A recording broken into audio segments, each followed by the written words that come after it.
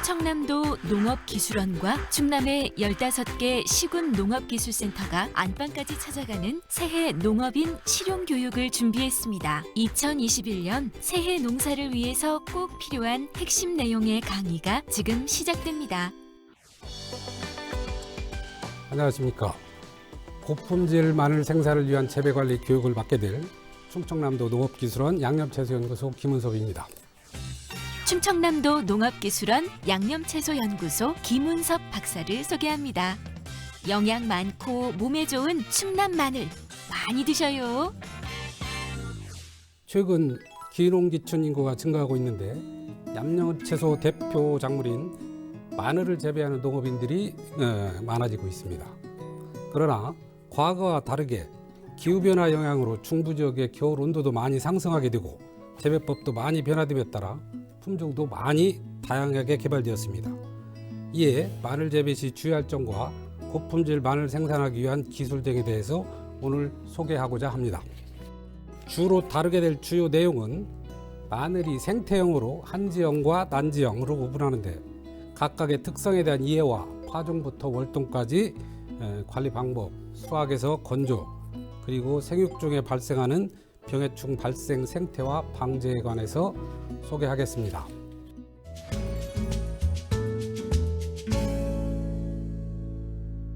마늘은 크게 난지형 마늘과 한지형 마늘로 나누어서 구분을 한다고 말씀드렸습니다. 난지형은 따뜻한 지역에서 잘 자라는 마늘로 그 대표적인 품종이 그 재래종으로는 제주종과 고흥종, 그리고 도입종으로는 스페인산이라 불리는 대서종, 남도 마늘이 있습니다. 마늘 통마늘 속에 쪽수는 남도종이 9개에서 10개, 대서종은 10개에서 12개 내외가 되겠습니다. 그리고 난지형 마늘은 휴면이 짧은 게 특징인데 여름철 잠을 일찍 깨기 때문에 싹이 빨리 나오는 그 특징이 있습니다. 난지형 마늘의 생육 모식도를 그림에서 보면은 파종 후 10일 이내로 싹이 트고 엽이 3매에서 4매 출현한 후에 월동기에 바로 접어들게 됩니다. 월동기인 1, 2월에 생육이 거의 정지되었다가 해빙기인 2월 상순부터 재생기에 접어들면서 엽이 다시 자라나게 됩니다. 그 상태를 유지하다가 수확기인 5월 중순경에 시중에 이 마늘이 출하하게 됩니다. 이 마늘이 대표적으로 드는 게 이제 난지형 마늘인 대서종과 남도 마늘이 이에 속하는 품종입니다.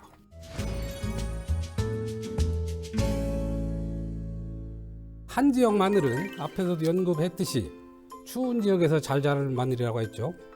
재래종으로는 우리가 많이 알고 있는 서산종, 의성, 삼척, 단양종 등이 있고 쪽수는 6쪽에서 8쪽입니다. 휴면 기간이 길어서 파종하고 나서 싹 나오는 시간이 오래 걸리고 난지형에 비해서 수량성이 낮은 게 그 특징입니다.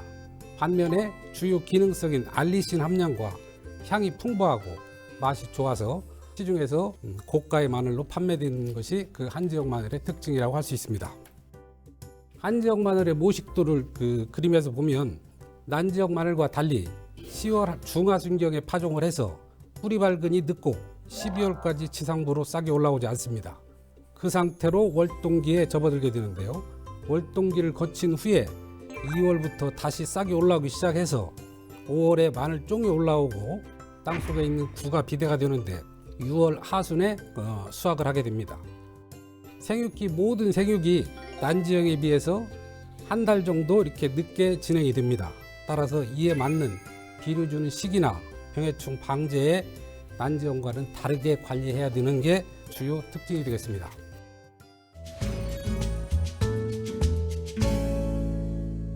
우선 모든 작물에서 종자, 종구가 농사의 반이라 할 정도로 종구는 굉장히 중요합니다. 마늘에서도 씨마늘을 종구를 고를 때 그 지방에서 잘 적응된 우량한 종구를 선택하는 것이 가장 중요합니다. 출처가 불분명한 종구를 사용할 때 특히 해외에서 도입된 동구라든가 저온 처리가 된 종구를 씨마늘로 사용할 때는 생리장애인 구가 잘 형성되지 않는 스폰지 마늘이나 또는 겨울철에 월동기에 그 냉해 피해를 받은 그런 사례도 있기 때문에 그런 종구를 세심하게 선택하시는 것이 좋겠습니다. 그리고 마늘은 종자 번식이 아닌 영양 번식을 하는 작물이기 때문에 전년에 수확된 종구를 다시 심게 됩니다. 따라서 건전한 토양에서 생산된 마늘을 종구로 사용하는 것이 가장 중요하고요. 특히 선충이나 뿌리응에 흑색섬 굴액병이 발생이 심한 토양에서 생산된 종구는 사용하지 않는 것이 좋습니다. 씨마늘에서 가장 중요한 요소는 우량한 종구를 선발하여 심는 것입니다. 조직배양에서 바이러스가 없는 마늘을 선택하는 것이 가장 좋지만 그렇지 못할 경우에는 마늘 쪽에 맺히는 주화를 수확하여 씨마늘을 만드는 방법이 있습니다. 조직배양 씨마늘이나 주화 재배를 지속적으로 해나가면 관행보다 10에서 50% 수량을 높이고 품질도 좋아질 수가 있습니다. 아무리 우량한 종구라도 6, 7년이 지나면 다시 퇴화되므로 지속적인 주화 재배를 해나가는 것이 좋은 품질을 만드는 그 비결이라고 할 수 있습니다.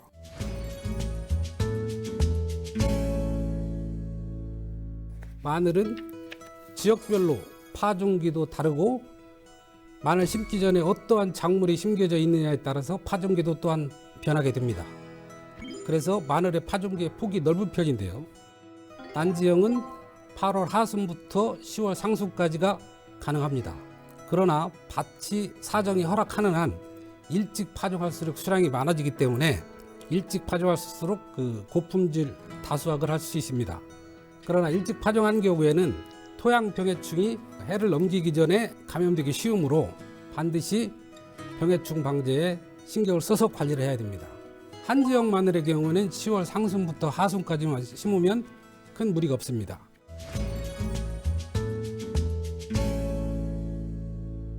파종하고 나면 비닐 덮기를 해서 수분 유지와 보온 역할을 하게 되는데요.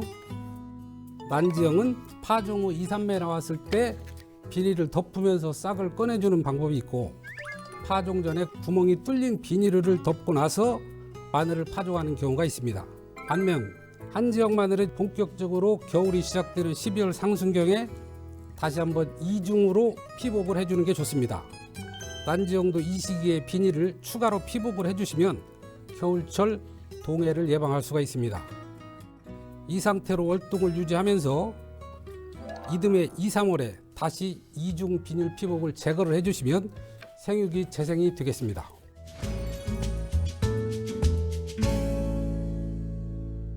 월동이 끝나는 2, 3월은 마늘 재배에서 매우 중요한 시기입니다. 이때도 각각의 생태형에 따라서 관리를 다 달리 해줘야 하는데요. 난지형은 2월 중순에 생육이 재생하면서 새잎이 출현되고 비료를 요구하는 시기입니다. 이때 요소와 황산가리를 300평, 즉 10아르당 4 내지 5kg를 10에서 20일 간격으로 2, 3일 살포를 해주는 것이 마늘 재생기에 도움이 됩니다. 또한 이 시기에 잎집 썩은병, 즉 춘부병, 봄에 마늘 잎이 썩는 그런 증상이 있는데요. 그걸 예방하기 위해서 약재를 방제를 같이 해주는 것이 좋습니다. 한지형은 생육기가 좀 난지형 비해서 늦다고 그랬는데요. 생육이 좀 늦기 때문에 3월 중순에 싹거래기를 하게 됩니다. 이 시기에 난지형과 같은 방법으로 웃거름을 주어야 하고요. 그래야만이 생육이 다시 재생되고 촉진이 됩니다. 특히 한지형 마늘에서 중요한 것은 4월 중순 이전에 10일을 끝마쳐야 생리장애인 2차 생장, 즉 농가에서 말하는 벌말이라는 것을 예방할 수가 있습니다. 지온이 올라가는 것을 상승을 억제를 해야 되고, 그리고 4월 하순 이후는 질소가 관련된 비료를 절대 토양에다가 시비를 해서는 안 된다는 것을 저는 말씀을 드립니다.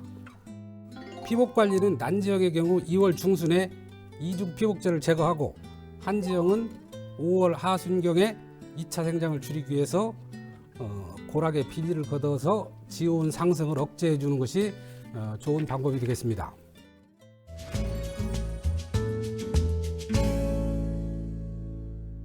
마늘이 정상적으로 수확하고 나면 건조를 어떻게 하느냐에 따라서 품질이 좌우되게 됩니다. 수확 후 건조해서 바로 수매하거나 판매하는 경우와 장기간 저장하여 오랫동안 수배하는 경우가 있습니다. 수확 후 저장 전에 수분을 제거해야만이 저장 중에 고품질을 유지할 수가 있습니다. 이때 마늘의 껍질의 수분은 함량으로 보면 14%, 줄기는 21%, 잎편은 65% 정도 건조해야 하는데요. 이런 상태가 되려면 자연 건조에서 최소 2, 3주 정도는 지나야 합니다. 육안으로 예비 건조된 잎편을 분리했을 때 내부 줄기에 습기 없이 잘 말라 있으면 잘 건조된 것으로 봐도 무방합니다. 예건 시 건조한 상태로 40도씨 이상 처리되거나 관리될 시 썩거나 변질될 우려가 있으므로 그 이하의 온도 조건에서 건조시켜야 됩니다.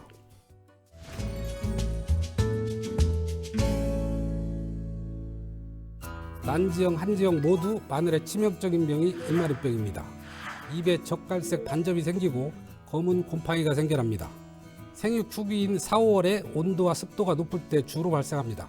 한번 발생하면 급속히 번지고 입이 말라 죽게 되므로 땅속에 마늘이 비대되거나 멈춰버리게 돼서 수량이 현저히 감소하게 됩니다. 발병 초기에 예방과 치료를 할 수 있는 적용 약제를 반드시 살펴서 마늘 다수하게 잎마른병 방제를 철저히 해주시기를 당부드립니다. 다음은 녹병입니다. 쇠에 녹이 든 것처럼 병반이 생기고 심하면 황백색으로 변하면서 잎이 고사하게 됩니다. 비가 자주 오고 비료량이 부족할 때 주로 발생합니다. 품종별로는 대서마늘과 최근에 개발된 홍산 마늘에서 수확기 묘럽에 주로 발생하게 됩니다. 이것도 발병 초기에 적용 약제를 살펴하면 치료가 가능하게 되므로 적기에 방제해 줄 것을 당부드립니다. 다음은 무름병인데요. 마늘이 물러져 죽는 현상으로 썩으면서 악취가 풍기는 특성을 보입니다. 고온기인 32도와 35도씨에서 최적으로 발생하는 세균병입니다. 병든 식물체나 해충으로부터 전염하고 상처를 통해서 침입하게 됩니다. 고온기에 비가 오거나 밭에 배수가 불량할 적에 주로 발생하는 되는 병으로 농작업 시 상처가 나지 않도록 주의해서 작업을 하셔야 합니다. 다음은 마늘 흑색 썩은 균핵병입니다. 난지형 마늘에서 특히 치명적인 병인데요. 가을에 흰색 균사가 뿌리와 인경을 덮었다가 봄에 온도가 올라가면서 발생하게 되는 병입니다. 토양 전염하는 대표적인 곰팡이병입니다. 흑색의 균핵을 형성하기 때문에 한 번 발생하면 방제가 곤란한 병이기도 합니다. 전염은 종구 전염, 인접 포장에서 농기계 등을 통해서 전파가 되기도 하고요. 주로 토양은 산성 토양에서 많이 발생하므로 씨마늘 종구를 사용할 시 논마늘 종구를 사용하면 종구 전염을 예방할 수 있습니다. 그리고 종구에 전염된 것은 종구 소독과 사전에 토양을 만들 적에 사전 방제 위주로 토양의 약제를 살포하면 예방이 가능합니다. 뿌리용에는 마늘에 가해하는 해충 중에서 흔하게 발생하는 해충입니다. 피해 증상으로는 뿌리와 인경을 가해하고 부패를 촉진시킵니다. 특히 저장죽에도 습할 경우에 피해를 많이 보게 되는데요. 응애가 가해하면 뿌리와 잎편이 분리되게 됩니다. 따라서 저장력이 약하게 될 수밖에 없습니다. 그리고 9월 하술 이전에 마늘을 파종할 경우에 월동 전에 따뜻한 날씨로 인해서 발생할 우려가 있습니다. 따라서 조기 파종할 경우에는 반드시 뿌리응에 대한 이상 증상을 관찰을 해서 예방과 방제를 철저히 하고 월동기에 접어들 수 있도록 해야 합니다. 종구 소독과 밥 만들 적에 전문 약제를 살포를 하면 뿌리응애 또한 예방을 할 수가 있습니다. 작은 뿌리파리나 고자리파리, 뿌리응애 요 세 가지 해충이 이제 마늘에 치명적입니다. 고자리나 작은 파리나 약제 방제는 똑같은데요. 부숙되지 않은 퇴비, 완전히 반부숙된 퇴비를 사용을 하면 파리들이 거기 가서 알을 낳기 때문에 그 유충들이 마늘을 가해하고 월동을 하는 겁니다. 따라서 완전 부숙된 퇴비와 고자리파리 방제약을 써주면 그건 예방이 가능하고 후기까지 그런 증상이 없이 마늘을 잘 길러낼 수가 있고요. 수확하고 나서 건조를 할 적에 그 자연 상태에서 건조를 하는 것보다 송풍 시설, 바람이 잘 통하는 인위적인 시설에다가 집어넣어서 일주일 정도만 송풍을 해줘도 피해가 덜 보게 됩니다.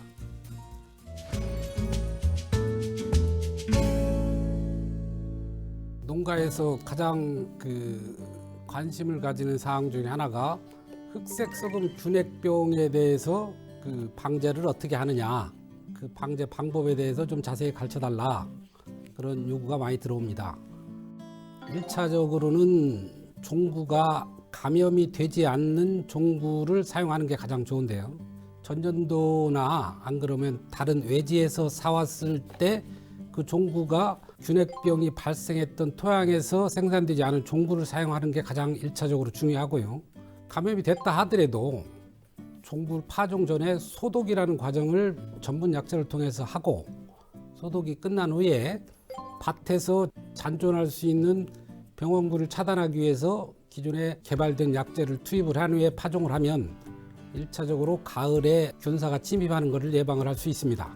그리고 일단 발생이 되고 이듬해 다시 증상이 발현되면 그 증상 주변으로 해서 방제 액제 위주로 해서 그 부위만 이렇게 방제를 해주면 주변으로 확산되는 것을 차단시킬 수가 있습니다.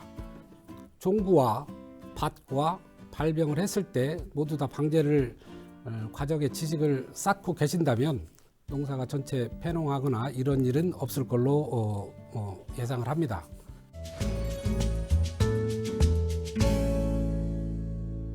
최근에 만들어진 품종들이 과연 한지역 마늘이냐 난지역 마늘이냐 이런 것들이 이제 많이 질문이 들어오는데, 기본은 6쪽에서 8쪽으로 되어 있는 것은 대부분이 한지역 마늘이라고 보시면 됩니다. 그리고 난지역 마늘은 쪽수가 많은 걸로 구분을 하시면 되고, 파종을 하고 난 후에 잎이 곧바로 올라오는 마늘들은 대개 난지역이라고 보시면 크게 무리가 없을 걸로 보여집니다. 그리고 수확기를 기준으로 해서 6월 말에 수확되는 것들은 거의 다 추운 지역에서 잘 자라는 한지역 마늘이고, 5월에 수확되는 것들은 다 난지역 마늘로 이렇게 구분을 하시면은 큰 무리가 없을 걸로 보고, 난지역 마늘들은 한지역 마늘에 비해서 대체적으로 병이 약하기 때문에 병 방제를 한지역 마늘에 비해서 더 신경을 써줘야 된다는 것들을 이제 강조를 드리고 싶습니다.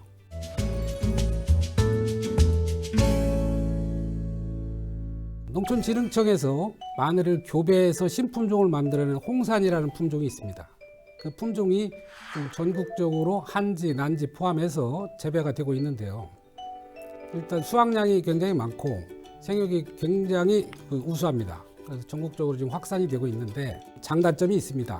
장점으로는 수확량이 많지만 또 단점으로는 깐 마늘 상태에서 선단부가 녹색을 띄어서 깐 마늘로 유통하기가 조금 중간 상인이나 소비자부터 꺼려하는 게 있고요.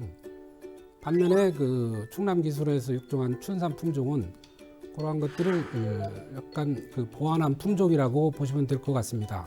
그 품종이 작년에 개발됐고 앞으로 향후 3, 4년 내에는 정식에서 보급하는데 저희 충남도 농업기술원과 양념채소연구소에서 적극적으로 할 계획을 가지고 있습니다.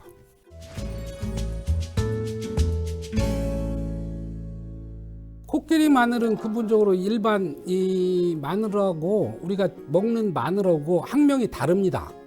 같은 유사한 알리움 속의 그 채소이지만 맛이나 기능이라든가 이런 게 전혀 다르다고 보시면 됩니다. 그래서 그 마늘은 매운맛이 전혀 나지 않고 구웠을 때는 그게 이제 단맛으로 많이 변하기 때문에 구워 먹거나 쪄 먹는 데는 가능합니다.